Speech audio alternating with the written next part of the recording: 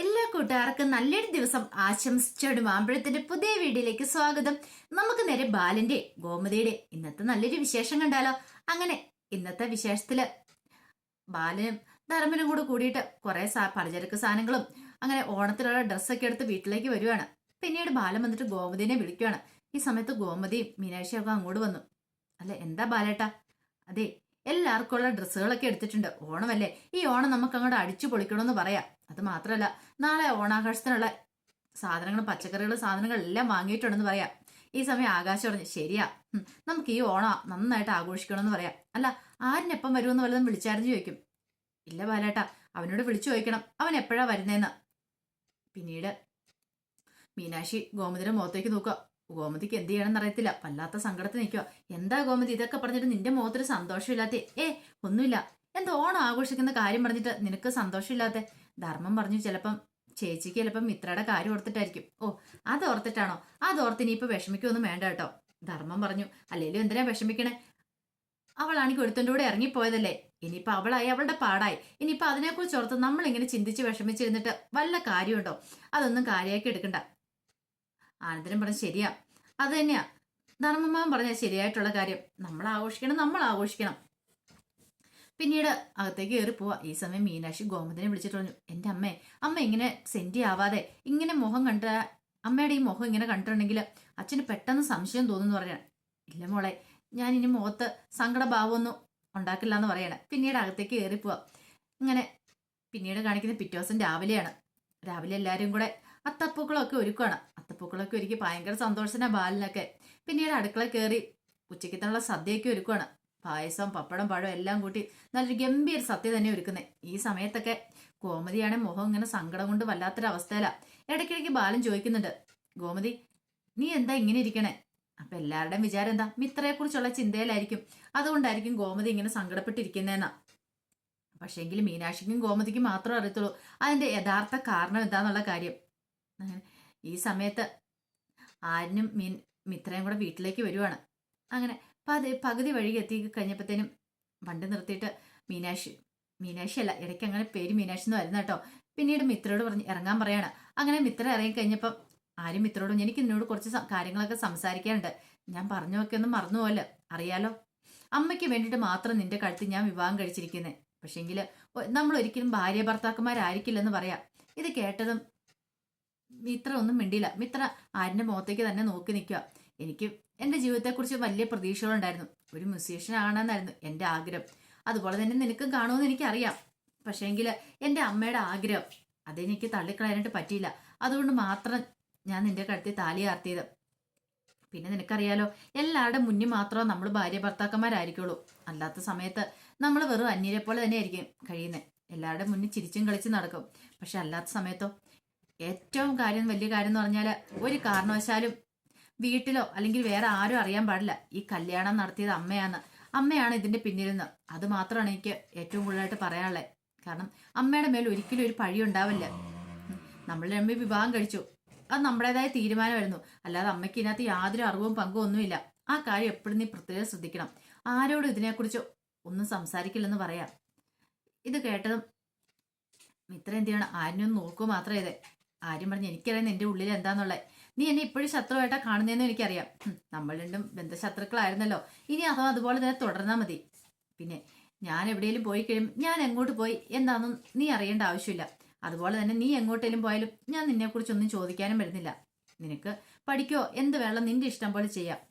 അതുപോലെ തന്നെയാണ് എനിക്കും എൻ്റെതായ ആഗ്രഹങ്ങളും ഇഷ്ടങ്ങളും ഒക്കെ ഉണ്ട്. ഇത് എത്ര കാലം ഇങ്ങനെ മുന്നോട്ട് ഇങ്ങനെ ജീവിക്കുന്നൊന്നും എനിക്കറിയില്ല. ഉള്ളത്തോളം കാലം, ഒരു പക്ഷേ ജീവിതകാലം മുഴുവൻ ഇങ്ങനെയായിരിക്കും നമ്മൾ തുടരാൻ പോകുന്നത് എന്ന് പറയാം.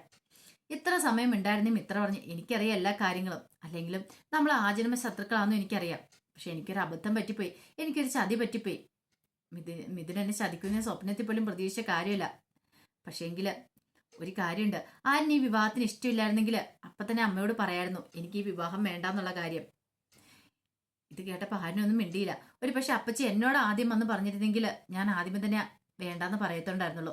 ഇപ്പൊ ആരിനോടല്ല ആദ്യം വന്ന് ചോദിച്ചേ, ആരും സമ്മതം പറഞ്ഞതിന് ശേഷമാണ് അപ്പച്ചി എൻ്റെ അടുത്ത് വന്ന് ചോദിക്കുന്നത്. അതുകൊണ്ട് പിന്നെ എനിക്കൊന്നും പറയാനും പറ്റിയില്ല.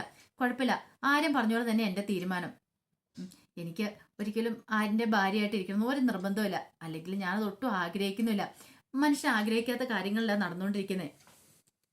ഇത് കേട്ടപ്പോൾ ആര്യം പറഞ്ഞു, അപ്പൊ പറഞ്ഞൊക്കെ ഓർമ്മയുണ്ടല്ലോ, വീട്ടിൽ ചെന്ന് കഴിഞ്ഞിട്ടാണെങ്കിലും എല്ലാവരുടെ മുന്നേ നമ്മൾ അഭിനയിച്ചാൽ മതിയാവുള്ളൂ. പിന്നെ ചെന്ന് കയറുമ്പോഴത്തെ ആ ഒരു സമയത്തെ കാര്യങ്ങൾ എന്താണെന്ന് പറയാൻ പോലും പറ്റില്ല. അവിടുത്തെ പ്രതികരണം അവരുടെയൊക്കെ എങ്ങനെയായിരിക്കുന്നത്? അത്ര നല്ല പ്രതികരണമായിരിക്കില്ല. അച്ഛൻ്റെയൊക്കെ സ്വഭാവം അറിയാലോ. അത് മാത്രമല്ല നിന്റെ വീട്ടുകാരുടെ അവർ നല്ല രീതിയിലുള്ള സ്വീകരണമായിരിക്കില്ല തരാൻ പോകുന്നത്. അതൊക്കെ അറിഞ്ഞിട്ട് വേണം മുന്നോട്ട് പോകാനായിട്ട്. പറഞ്ഞൊക്കെ ഓർമ്മയുണ്ടല്ലോ, എന്നാൽ കാറിൽ കയറാൻ പറയണം. അങ്ങനെ കാറിലേക്ക് കയറണം. അങ്ങനെ രണ്ടുപേരും വീട്ടിലേക്ക് വരിക. ഈ സമയത്ത് മിത്രയുടെ ഉള്ളിൽ തീയ തന്നെ ഫേസ് ചെയ്യാൻ പോകുന്ന അച്ഛനെയും അമ്മേനെയും എല്ലാവരെയും ഫേസ് ചെയ്യണം. അതൊക്കെ ഓർത്തിട്ട് വല്ലാത്തൊരു ടെൻഷനായിരുന്നു. ഈ സമയത്ത് ഗോമതി അതിനേക്കാളും ടെൻഷൻ. ഗോമതി അടുക്കളയിൽ ഇങ്ങനെ അനങ്ങാൻ നിന്നേമ്പത്തേനും പെട്ടെന്ന് മീനാക്ഷി എന്നിട്ട് ചോദിച്ചു, എന്താ അമ്മ എന്താ ഇങ്ങനെ വന്ന് മാറി നിൽക്കുന്നതെന്ന് ചോദിക്കുക. അല്ല മോളെ, ഇപ്പൊ തന്നെ അവരിങ്ങോട്ട് വരുമെന്ന് പറയാം. അതിന് അമ്മ ടെൻഷൻ അടിച്ചിട്ട് വല്ല കാര്യമുണ്ടോ? ഇതേ ടെൻഷൻ അടിച്ച് ഒന്നിനൊരു പരിഹാരം ആവില്ല. അമ്മയുടെ മുഖത്തെ വെപ്രാള വിഷമം കണ്ടാൽ തന്നെ മനസ്സിലാവും അമ്മയാണ് ഇതിന്റെ പിന്നിൽ നിന്ന്. ഒരു കാരണവശാലും ആരും അറിയാൻ പാടില്ല അമ്മയാണ് ഇതിന്റെ പിന്നിൽ നിന്നുള്ള കാര്യം. എനിക്കറിയാം മോളെ, എന്നാലും ഇല്ല. അമ്മ ധൈര്യമായിട്ടിരിക്കുക. ഈ സമയം ബാലനും വിളിച്ചു, ഗോമതി നീ അവിടെ എന്തെടുക്കുവാന്ന് ചോദിക്കാം. പെട്ടെന്ന് ഗോമതി അങ്ങോട്ട് വരുക. ഇലയൊക്കെ ഇട്ട് സദ്യ വിളമ്പാനുള്ള കാര്യങ്ങളൊക്കെ എടുത്ത് വെക്കുവാണ്. ആരും വരുന്ന എപ്പോഴാന്ന് ചോദിച്ചോ. കുറച്ച് കഴിയുമ്പത്തേനും വരുമെന്നാ പറഞ്ഞ്. അവൻ വരുമ്പത്തേനും എല്ലാം റെഡിയാക്കി വെക്കണം. ഇന്നും കൂടെ വരട്ടെ. എന്താണെങ്കിലും ഞാൻ രണ്ടെണ്ണം പറഞ്ഞിട്ടുള്ളൂ. ഉത്തരവാദിത്തത്തോടെ കൊണ്ട് വിടണ്ടേ. അമ്മേനെ ഏടത്തിയമ്മേനെ വഴിക്കിറക്കി വിട്ടിട്ട് അവൻ വന്നേ പോയേക്കുന്നു. ഇങ്ങ് വരട്ടെ എന്ന് പറഞ്ഞിരിക്കുകയാണ്. ഈ സമയത്തും ഗോമതിക്ക് വല്ലാത്ത ടെൻഷനാണ്. ഗോമതിയുടെ മുഖം കണ്ടപ്പം ബാലൻ ചോദിച്ചു, എന്താ ഗോമതി നിനക്ക് എന്ത് പറ്റിയെന്ന് ചോദിക്കുകയാണ്. അല്ല അത് പിന്നെ ഞാന് മിത്രനെ കുറിച്ച് എടുത്തിട്ടാണ് ഇപ്പോഴും നിനക്ക് വിഷമം? അല്ല, അനന്തേട്ടന് അച്യുതനേട്ടൻ കുറിച്ച് ഓർത്തിട്ടായിരിക്കും. അല്ലേ ഏടത്തിന്ന് പെട്ടെന്ന് ധർമ്മം ചോദിക്കുക. അതെ അവരെ കുറിച്ച് ഓർത്തിട്ടാന്ന് പറയണം. അതെ അതൊന്നും ഓർത്തിട്ട് ഇപ്പൊ ഏട്ടത്തി സങ്കടപ്പെടണ്ടെന്ന് പറയണം. പെട്ടെന്ന് ബാലൻ പറഞ്ഞു, അല്ല നല്ലൊരു ഓണക്കാലം അല്ലേ, ഓണം കൂടെ അല്ലേ. ഈ ഓണ സമയത്ത് അത്തപ്പൂക്കളും പുതിയ ഡ്രസ്സും മാത്രമല്ലോ കാര്യം. സ്നേഹവും സന്തോഷവും സമാധാനം അല്ലേ പ്രധാനം. ഒരു കാര്യം ചെയ്യാം, ഞാൻ കുറച്ച് പായസം എടുത്തുതരാം. ധർമ്മ നീ അത് അവിടെ കൊണ്ട് കൊടുക്കാൻ പറയണം. നമുക്ക് ഈ ഓണക്കാലത്ത് ഇച്ചിരി മധുരം പങ്കിടാന്ന് പറയാം. ഇത് കേട്ടതും ധർമ്മം പറഞ്ഞു, അത് ശരിയാ, അത് നല്ലൊരു കാര്യമെന്ന് പറയാം. പക്ഷെ അവര് സ്വീകരിക്കുവോ അതറിയില്ല. ബാലൻ പറഞ്ഞ് സ്വീകരിക്കാതിരിക്കാൻ വഴിയില്ല. ഒരു കാര്യം ചെയ്യുക, നീ കൊണ്ടേ കൊടുക്ക്. അവര് മേടിച്ച് കഴിക്കുവാണെങ്കിൽ കഴിക്കട്ടെ, ഇല്ലേ വേണ്ടാന്ന് പറയാ. എങ്ങനെയുണ്ട് എന്റെ ഐഡിയ? ഇത് കേട്ടതും ആകാശ് കൈയടിക്കണം. ബാക്കി എല്ലാവരും കൈയടിച്ചു. മീനാക്ഷിക്കും ഗോമതിക്കും കൈയടിക്കാതിരിക്കാൻ പറ്റില്ലല്ലോ. മനസ്സിൽ എന്ത് വിഷമം ഉണ്ടെങ്കിലും അതൊന്നും പുറത്ത് കാണിക്കാൻ പറ്റില്ല. പുറത്ത് കാണിച്ച് അതോടുകൂടി തീർന്നു. തങ്ങളും കൂടെ മിക്കവാറും വീട്ടിൽ നിന്ന് പുറത്താവും. ആ ഒരു ചിന്ത അവരുടെ ഉള്ളിലുണ്ട്. ഈ സമയത്ത് വല്ലാത്ത ടെൻഷനിലായിരുന്നു മുത്തശ്ശി ഇങ്ങനെ മുറ്റത്ത് വന്ന് ഇങ്ങനെ നിൽക്കുന്ന സമയത്ത് നന്ദിത വന്നിട്ട് പറഞ്ഞു, അമ്മേ വാ അകത്തേക്ക് കയറി വാ, ഫുഡ് കഴിക്കാന്ന് പറയണേ. എനിക്ക് വേണ്ട മോളെ, അങ്ങനെ പറഞ്ഞിട്ട് കാര്യമില്ല. അമ്മ ഇങ്ങനെ ഫുഡ് കഴിക്കാതിരുന്ന എങ്ങനെ ശരിയാവുന്നേ? എന്തേ മിത്രയുടെ കാര്യം ഓർത്തിട്ടാണ്. ഇനിയിപ്പം അവളെ കുറിച്ച് ഓർക്കണ്ട. നമ്മളെ ആരും അവളെ ഓർത്തില്ലല്ലോ, പിന്നെ നമ്മളെന്തിനാ അവളെ കുറിച്ച് ഓർക്കണേ? നമ്മൾ എങ്ങനെ കൊഞ്ചിച്ച് വളർത്തിയതാ അമ്മേ. അല്ല പിന്നെ എന്നിട്ട് അവൾ നമ്മളെ പുല്ല് വരെ കൽപ്പിച്ചില്ല ഇറങ്ങിപ്പോയെന്ന് ചോദിക്കാം. അതൊന്നും സാരമില്ല, ഇനി അതൊക്കെ നമ്മൾ മറക്കാൻ പഠിക്കണമെന്ന് പറയാം. അപ്പോഴാണ് ധർമ്മൻ അങ്ങോട്ട് കയറി വരുന്നത്. ധർമ്മനെ കണ്ടുകൊണ്ട് അച്യുതനും അനന്തനും ഒക്കെ അകത്തുനിന്ന് ഇങ്ങോട്ട് ഇറങ്ങി വരുവാണ്. ധർമ്മനോട് ചിതെന്താടാ നിന്റെ കയ്യില്? ഇത് കുറച്ച് പായസം ഒന്നുണ്ട്. പായസം ഇത് ഇവിടുന്ന് കൊണ്ടുവന്ന? അത് അളിയൻ തന്നു വിട്ടാന്ന് പറയണ. അളിയൻ തന്നു വിട്ടോ? ഓഹോ, അപ്പൊ ഞങ്ങൾ എന്താ ഇവിടെ പായസം കുടിക്കാൻ മുട്ടയിരിക്കുവാണെന്ന് അച്യുതൻ ചോദിക്കുക. അല്ലാതെ പിന്നെ ഓണമല്ലേ, ഇവിടെ എല്ലാവരും സങ്കടപ്പെട്ടിരിക്കുവല്ലേ, അപ്പൊ മധുരം പങ്കിട്ട് ഈ ഓണക്കാലം ഒന്ന് ആഘോഷിക്കാന്ന് കരുതി തന്നു വിട്ടാന്ന് പറയാം. പെട്ടെന്ന് അച്ഛൻ പറഞ്ഞു, ഇവിടെ ആരുടെ പായസം ഒന്നും വേണ്ട എന്ന് പറയണം. ഇത് കേട്ടൻ ധർമ്മം പറഞ്ഞു, വേണ്ടെങ്കിൽ വേണ്ട, തന്നു വിട്ട് ഞാനിങ്ങോട്ട് കൊണ്ടുവന്നു, ഇഷ്ടമില്ല ഞാൻ അങ്ങോട്ട് തിരിച്ചു കൊണ്ടുപോയിക്കോളാന്ന് പറഞ്ഞിട്ട് ആ പാത്രമായിട്ട് അങ്ങോട്ട് തിരിഞ്ഞു നടക്കുവാണ്. ഈ സമയത്ത് അനന്തരം അങ്ങോട്ട് ഇറങ്ങി വന്നിട്ട് പറഞ്ഞു, അവിടെ നിൽക്കാൻ പറയണം. പെട്ടെന്ന് ധർമ്മൻ അവിടെ നിന്നു. ദേ നന്ദിത നീ ആ പായസം മേടിച്ചോണ്ട് പോയി ഗ്ലാസ്സിനകത്ത് ഊറ്റി വെക്കാൻ പറയണം. ഇത് കേട്ടത് അച്ഛനും ചോദിച്ചു, എന്താ പറയണേ? അതെ നമ്മൾ സ്നേഹിച്ച നമ്മുടെ മിത്രം നമ്മളെ ചതിച്ചിട്ട് പോയി. പക്ഷേങ്കിൽ നമ്മൾ ശത്രുവിനെ പോലെ കണ്ട ബാലൻ ദേ നമ്മുടെ ഒരു സങ്കടം വന്നപ്പം നമ്മുടെ അരിയിലേക്ക് ഓടിയെത്തിയത് കണ്ടോ. അതുകൊണ്ട് ഇനി ശത്രുതയൊന്നും വേണ്ടാന്ന് പറയണം. പിന്നീട് ധർമ്മന്റെ ഇന്ന് പായസം മേടിച്ച് നന്ദിത അകത്തേക്ക് പോയിട്ട് ഗ്ലാസ്സിനകത്ത് പായസം ഊറ്റി കൊടുത്തോണ്ടിരിക്കുക. ഈ സമയത്താണ് ആര്യനും മിത്രൻ കൂടെ അങ്ങോട്ട് വന്നുകൊണ്ടിരിക്കുക. ഗോമതിക്കാണ് വല്ലാത്ത ടെൻഷൻ. അങ്ങനെ ഇരിക്കുമ്പോൾ വണ്ടി വന്ന് പുറത്തു നിന്നു. വണ്ടിയുടെ ശബ്ദം കേട്ട് കഴിഞ്ഞപ്പം നന്ദിത പറഞ്ഞു, അപ്പുറത്ത് ആരോ വന്നെന്ന് തോന്നല്ലോ, ആരാന്ന് നോക്കാന്ന് പറഞ്ഞുകൊണ്ട് ഇറങ്ങി വരുവാണ്. അങ്ങനെ ഇറങ്ങി വരുമ്പോൾ ഇപ്പുറത്ത് ബാലനും മീനാക്ഷി എല്ലാവരും കൂടെ പുറത്തേക്ക് വന്നു. നോക്കുമ്പോൾ ആര്യൻ ആദ്യം ഇങ്ങോട്ട് ഇറങ്ങി. ആര്യൻ ഇറങ്ങിയ പുറകെ എല്ലാവരും കൂടെ നോക്കുമ്പോഴത്തേനും മിത്രയും കൂടെ ഇറങ്ങുവാണ്.